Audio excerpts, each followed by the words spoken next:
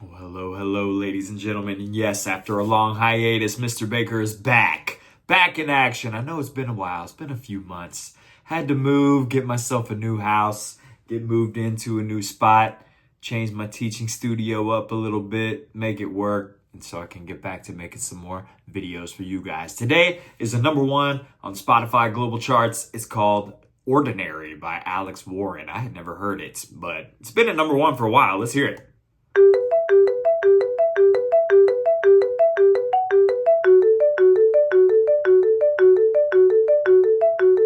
And it just repeats, and that's when the voice comes in right there. Pretty much when it repeats. Piece of cake. Looks like a lot, but it's actually super easy and super repetitive. Very dreamy, very cool. Let's get it going. Restart. Now we're going to change the settings. First thing we got to change what we got. Okay, we got to put it on. Start on middle D. Nope, not middle D, high D. 2 octaves. Yep, length 4 bars, that's all good. Beats per bar 4. Split beats into, we got to split beats into 3. This song is in 12/8. Compound meter. What in the world does that mean? Well, usually when we have groups of like 4 beats, we usually split those up into like 1 and 2 and 3 and 4 and. Now, 12/8 has 3 little beats split up within each of those 4 beats. So 4 times 3 is 12 beats. 12 beats in one measure. So 1, 2, 3, 2, 2, 3, 3, 2, 3, 4, 2, 3. That's kind of hard to say. Right? It's kind of broken up in that way, and that's why it has that kind of flow. It has like a rolling motion. 12/8 compound meter, split beats into 3. Start on high D. Very cool. Why high D? You'll see in a little bit. We're going to plug in some notes. It's going to be pretty simple. No drums in this one. We're going to put tempo to 112. A little bit slower than 120. You can double click and press 112, then press enter. Now we got the tempo 112. Now, it's just a repeating pattern that goes over and over, and I'll show you the notes for it. We're just going to build this thing. Yeah, it starts on this teal color. We're going to build it, then explain what's going on here. So it's this 3-note pattern repeated 8 times, yep. So 2 groups of 4. Okay, pretty simple. Let's hear it. It already sounds like it. Let's keep that going. We're going to do that 4 more times. And then we're going to change just 1 note. Just 1. Thanks for tuning back in with me, y'all. It's been a while. I missed you guys. Missed my online audience. Missed making these videos. Now we're back in action. I figured I'd just get this one going because it's super easy and simple. So, 1 note we're going to change. This second to last yellow, raise that up to this one right here.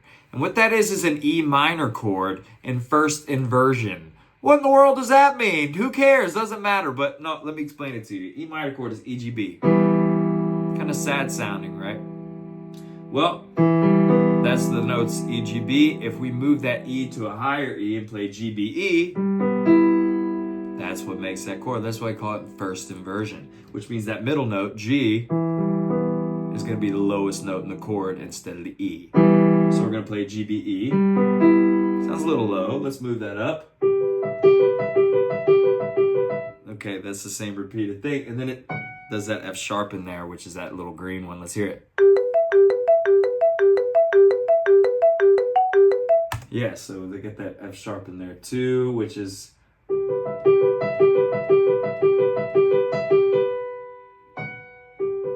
kind of hard to play at this angle. But yeah, that high F sharp is the last note of that. Boom, that's what's going on there. Now we're going to change to a D major chord, which is D F sharp A,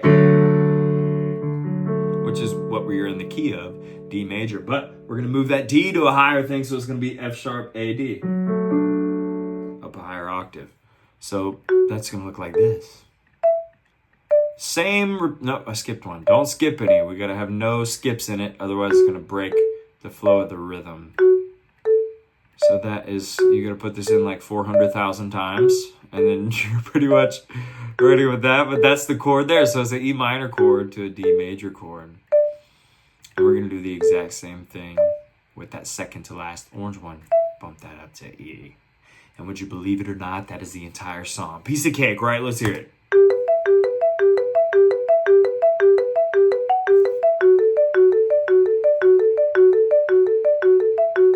Very cool. Well, not the entire song, but the main kind of opening thing that is the catchy hook that gets the listener interested. It's a very cool, reminds me of the old like Zelda video games, or like they use that sample in a lot of like late 90s, early 2000 kind of R&B stuff. That's neither here nor there. So that's pretty much how it goes. Play it on the piano real quick. Let me change to like a string bass setting. Let's do that. Let's move that up. Pretty cool, yeah. So you can even play it on piano. I just basically told you how to play it on piano too. It's pretty easy. All you gotta do is train your fingers. And so that's pretty much it. Now, it is a string instrument, but I think the strings on Crow Music Lab sound a little corny. Let's hear it. Sounds good. It's too harsh. It has a similar tone as the original one, but kind of not the same. But that is the entirety of Ordinary by Alex Warren. Like I said, I appreciate you guys tuning back in. Thank you for all the requests and comments I've had in the meantime. The last couple videos I made were also really popular songs that have been doing really well. And so thanks to you guys' support, I'm encouraged to keep this stuff going. So I'm glad I finally got my new spot set up. Glad I can continue to make videos for you guys. And like I said, thank you for tuning in, for all the support. Keep the requests coming. Keep making music. Peace and love. Later.